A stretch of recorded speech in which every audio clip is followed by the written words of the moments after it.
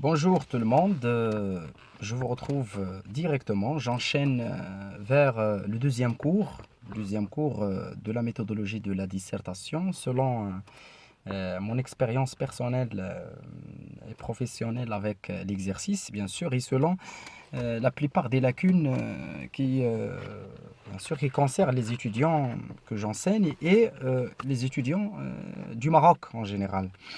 Euh, J'enchaîne directement vers le développement. D'accord? Le développement.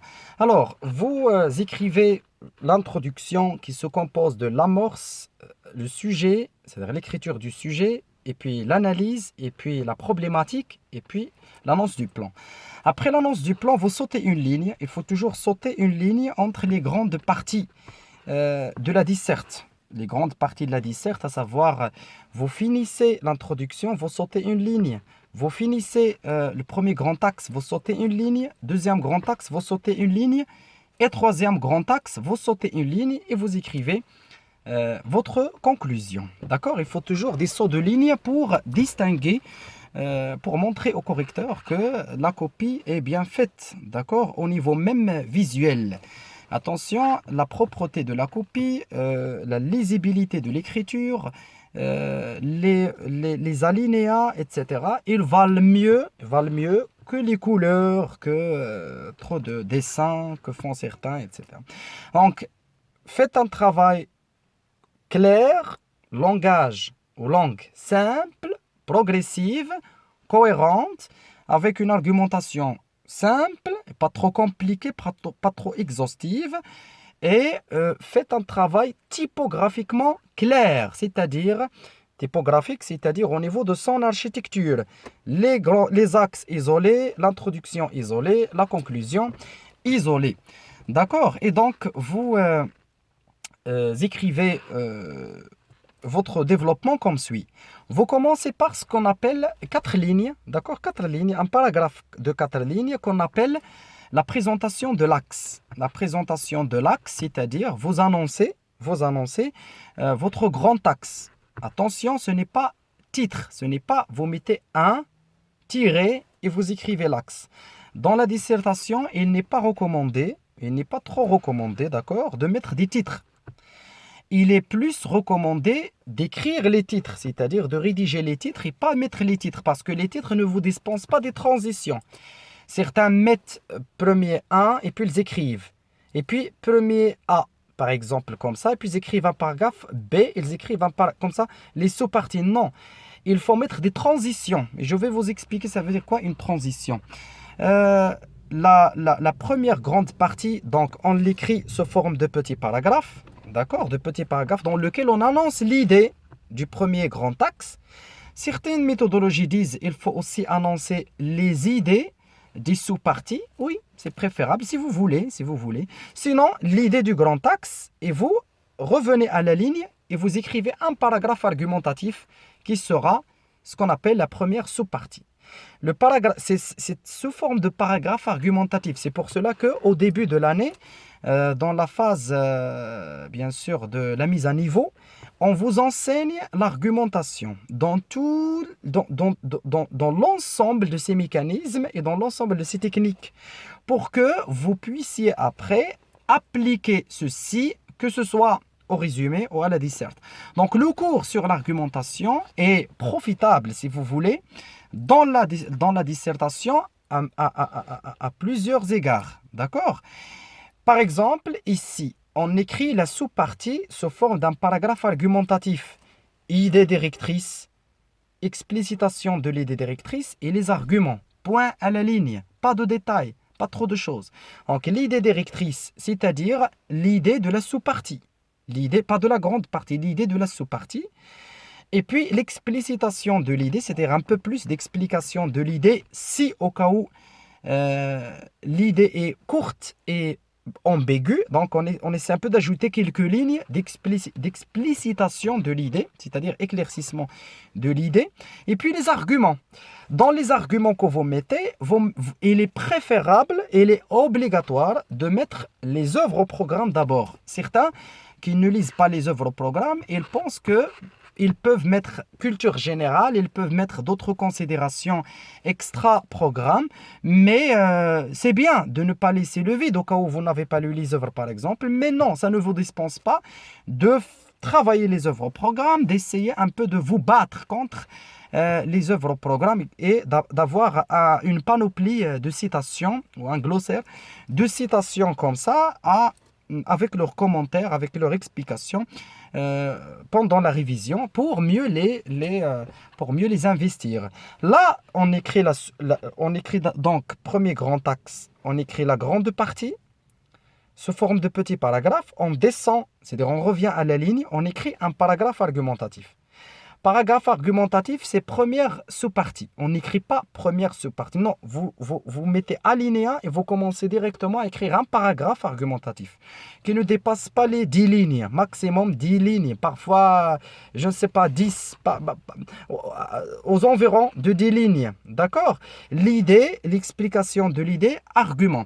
Pour les arguments, il est obligatoire de mettre au moins 2 œuvres au programme, parmi les 3.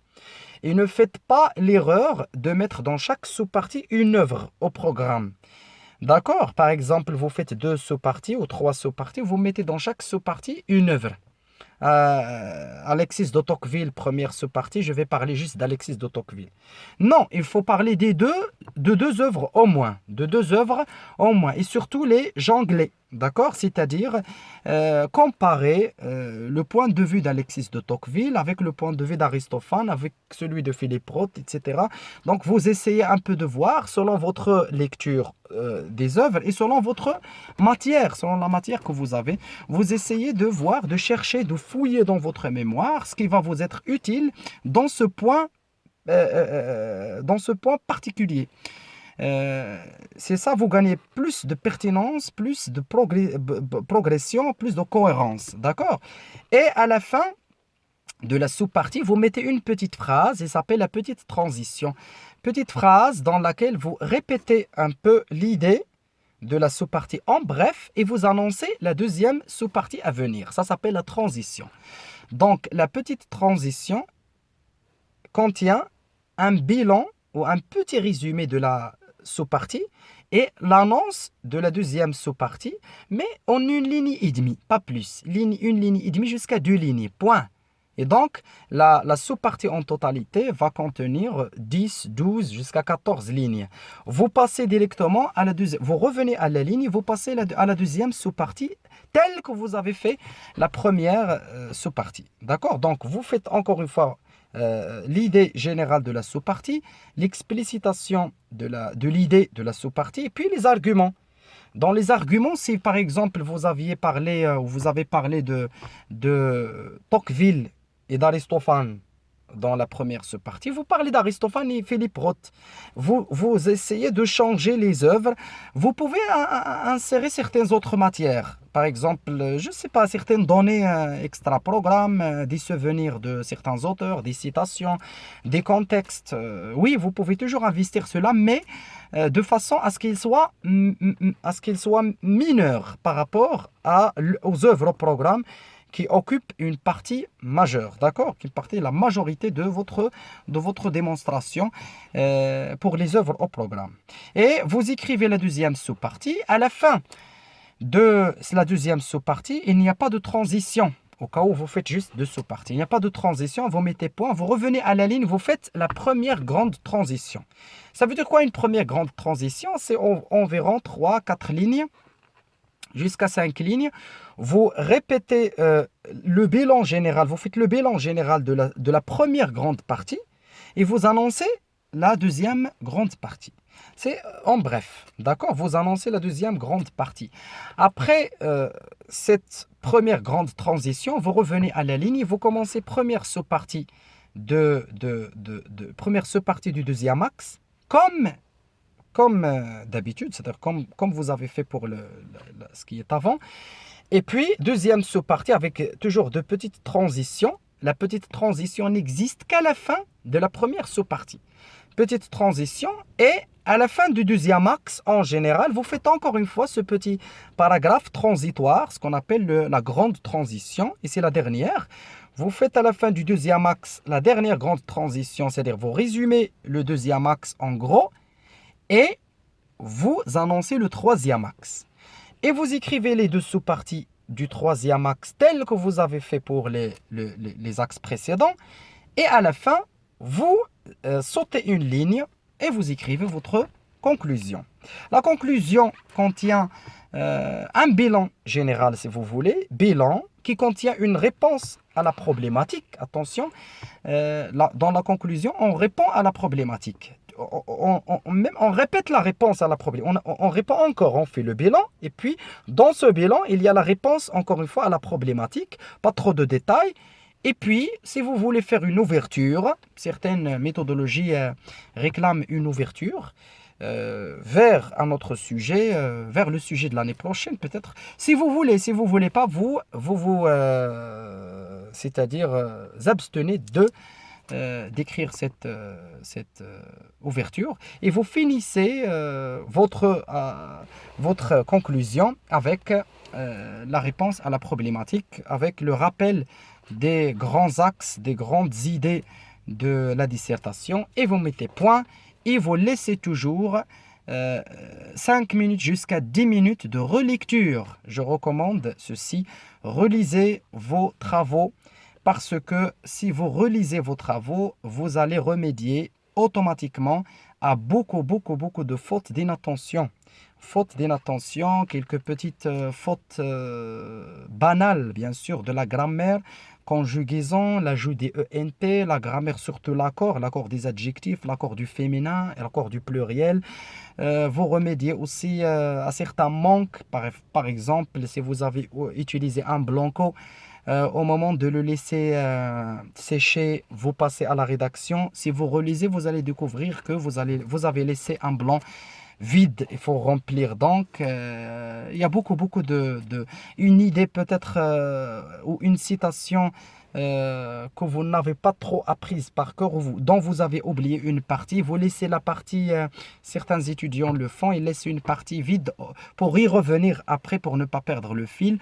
Et s'ils ne relisent pas leur copie, ils laissent juste une partie de la citation et le vide. Après, il faut revenir à tout ce que vous avez écrit à tête reposée. Gardez ou laissez toujours à la fin de votre travail, de votre prestation, une dizaine de minutes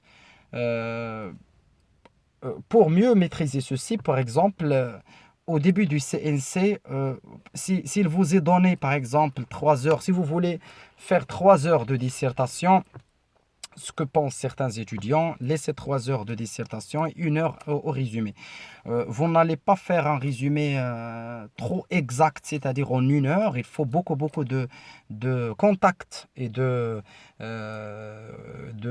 pratique de cet exercice en cours de ces 2 années de préparation pour pouvoir faire un résumé en 1 heure. Vous pouvez le faire en 1 heure et demie, oui, en 1 heure 20 minutes, 1 heure et demie, oui, vous pouvez faire. Et vous gardez 2h30 ou 2h40, 45 à la dissertation, c'est très bien.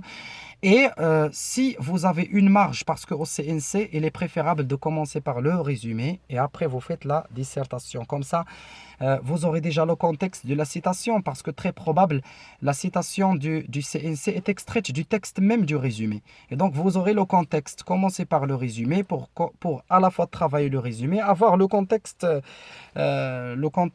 général de la citation du CNC. Si vous avez, par exemple, 2h40 minutes pour la dissertation, prenez-vous juste 2h40, juste 2h30. Ne prenez pas en considération les 10 dernières minutes. Mettez pour vous-même le défi de finir à 2h30 et vous allez finir à 2h30. C'est 10 minutes qui restent avant la sonnette, bien sûr, avant la fin de l'épreuve. Et donc, ces 10 minutes, vous allez les investir, en profiter pour relire votre travail, pour remédier à toutes les lacunes d'inattention et pour un tout petit peu raffiner ce qu'il faut raffiner, ce qu'il faut travailler encore une fois. Et comme ça, vous aurez fait un travail complet en un temps considérable avec plus de simplicité, de cohérence, d'exactitude, de pertinence, etc. N'ayez pas trop de stress, n'ayez pas trop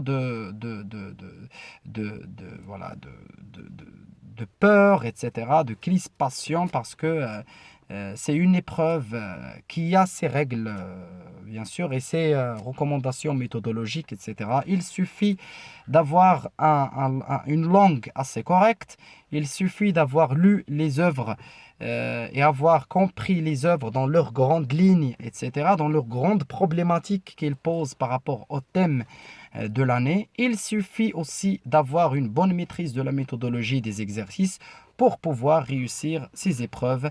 Je vous souhaite une très très bonne continuation et très bonne préparation à vous tous. Merci beaucoup et bon courage.